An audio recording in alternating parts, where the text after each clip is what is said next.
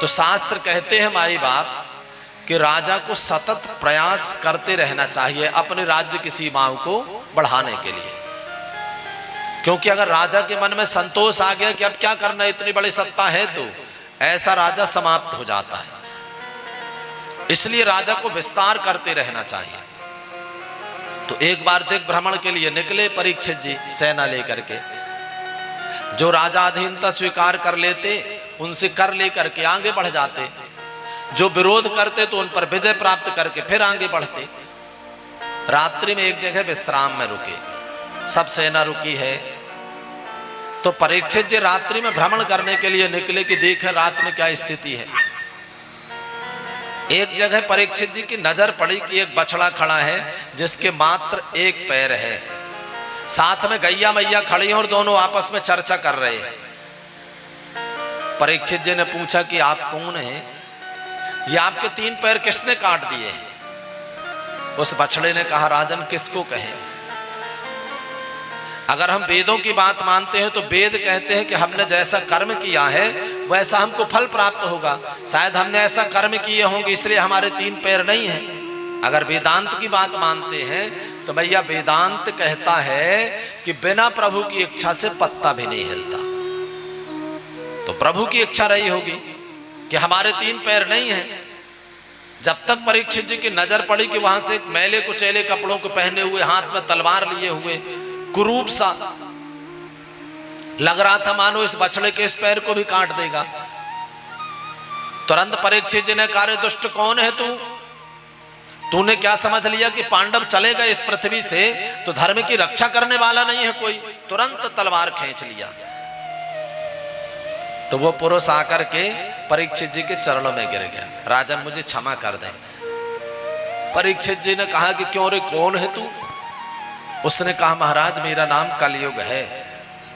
जैसे कलयुग का नाम सुना तो परीक्षित जी ने कहा, मैं तुझे जिंदा नहीं छोड़ूंगा, कैसे आ गया तू हमारे राज्य में? उसने हाथ जोड़ करके कहा कि राजन, इसके पहले हमारे बड़े भाइयों का राज्य था, सतयुग, फिर त्रेता, फिर द्वापर, अब हमारा ब्रह्मा जी ने हमारा समय दिया है और आप हमें मार देंगे तो ब्रह्मा जी का नियम नहीं टूटेगा।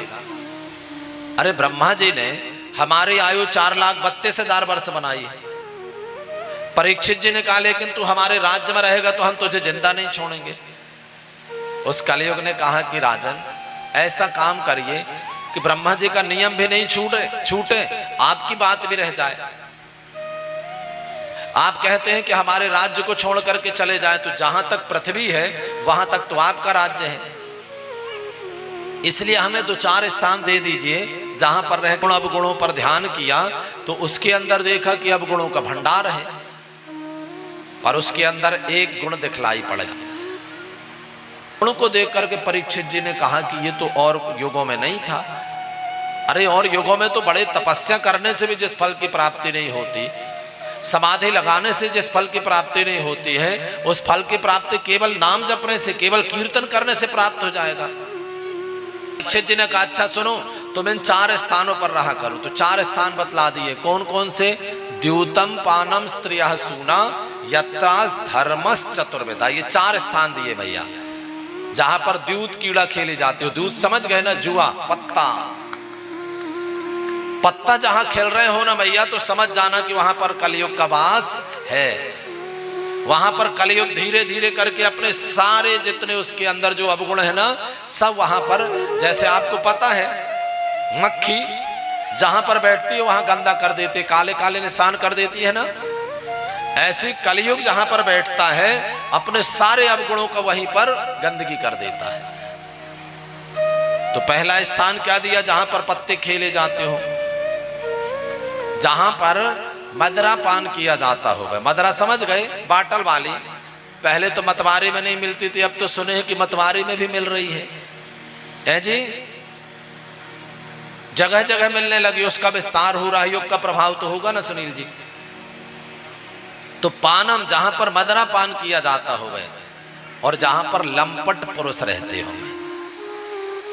और चौथा स्थान बतलाया जहां पर कुटिलता हो गए। द्यूतम पानम स्त्रियः सूना यत्रास धर्मस चतुर्वेदा। इन 4 स्थानों पर कलयुग को वास दे दिया। अब परीक्षित जी ऐसा कह करके जब जाने लगे तो कलयुग ने हाथ जोड़ करके कहा, महाराज आपने हमारे अवगुण ही देखे हैं। अरे एक गुण देख करके तो ये गुण और किसी युग में नहीं था, गुण देख करके एक अच्छा स्थान दे दिए, क्या चाहिए तुम्हें? कहा सोना और दे दे। तो माई बाप कलयुग को स्वर्ण भी दे दिया। सोना समझते हैं ना माई बाप? 2 प्रकार का सोना होता है, दोनों खराब होते हैं। 2 प्रकार का सोना ज्यादा हो जाए दोनों खराब। घर पर अगर मान लो 1 आध किलो सोना हो जाए, सोना तो चाहे जब खतरा बना रहे कब कौन घुस जाए घर में, सोना के चक्कर में अपन को भी ले डूबे। और दूसरा सोना, कई लोग होते हैं दिन सो रहे हैं रात सो रहे हैं फिर भी उनका सोना ही पूरा नहीं हो रहा है। सुबह 10 बजे उठे, 10 बजे उठे और रात में फिर सो गए। अब दिन में ये 3-4 घंटे के लिए बस जगते हैं। ये रात्रिचर होते हैं ना, ये भी दैत्य की श्रेणी के हैं, कलयुग के भाई समझो इनको मैया। अब लोगों में चर्चा का विषय हो गया कि भगवान कहते हैं मैया धातु नाम अस्मि कांचन, मैं धातुओं में स्वर्ण हूं। और यहां परीक्षित जी ने कह दिया कि कलयुग तुम वास करो स्वर्ण में, तो किसकी बात माने? स्वर्ण में भगवान रहते हैं कि कलयुग रहता है?